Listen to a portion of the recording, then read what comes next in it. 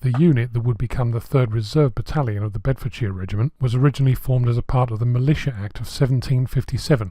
The premise of the Act was to form a semi-professional military reserve that could be embodied during times of crisis and war, with Bedfordshire being one of the counties authorised to raise such a body of reserve troops. The county militia were mobilised many times during the tumultuous 18th and 19th centuries, with some elements even being sent abroad as reinforcements for other regiments. Newspapers recorded that small groups left for Flanders in 1815 to take part in the Battle of Waterloo and during the Crimean War of the 1850s, albeit as reinforcements for other regiments. Drafts were also sent to join the 2nd Bedfordshires during the South African Wars of 1889 to 1902. Under the Childers reforms of 1881, the Bedfordshire Regiment's structure was altered to include a permanent barracks, seen here around 1912, and 2 militia battalions, being the Bedfordshire Light Infantry Militia and Hertfordshire Militia. The Territorial and Reserve Forces Act 1907, also referred to as Haldane's Reforms, saw another reorganisation which included the Bedfordshire Light Infantry Militia becoming the 3rd Reserve Battalion of the Bedfordshire Regiment. Although terms of service changed over time to encourage enlistment, the typical terms of service were for 12 years, with the first 7 being spent in the regulars as full-time professional soldiers, followed by 5 years in the reserves. Hence, reservists had almost always completed a term of service in the regulars as professional soldiers, so bringing their training back up to operational fitness was a relatively quick process.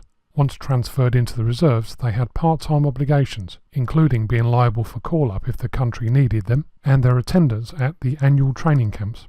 Applications for battalion officers were strictly vetted, and only the most upstanding gentlemen with an appropriate standing in the community, and with no trace of scandal or impropriety attached to their names, were accepted, as the reputation of the battalion's officer cadre was closely guarded.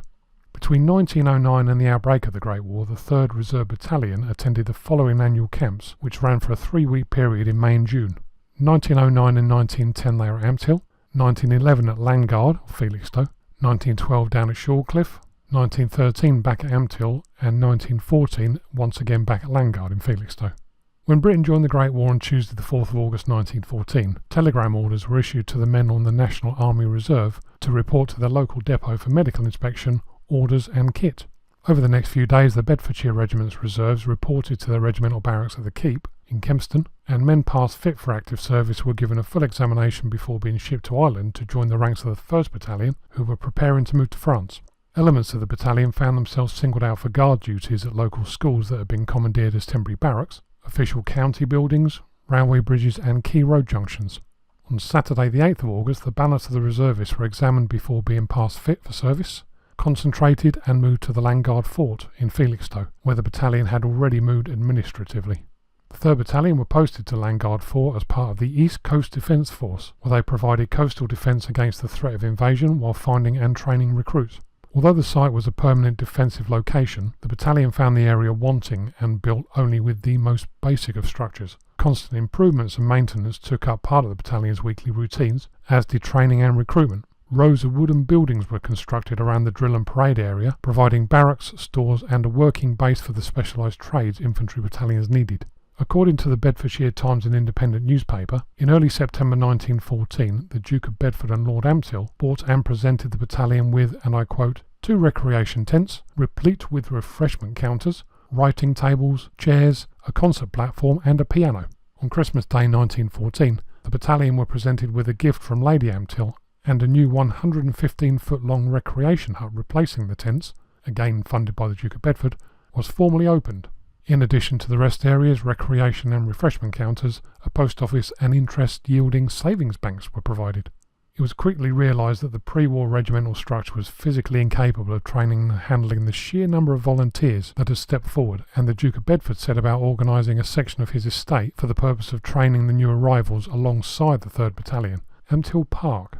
As with other activities, the Duke funded the site himself, thus relieving the pressure placed on the 3rd Battalion enormously. However, as the structure of the site the battalion were manning changed, their function did not, and draft after draft of reinforcement left to join the 2 regular battalions engaged on the Western Front during 1914 and 1915, while the newly raised service battalions trained in readiness for their overseas service. Those regulars recovering from wounds on home soil also returned to the reserves whilst being retrained, either rejoining their units once ready or being transferred into other regiments as the need demanded.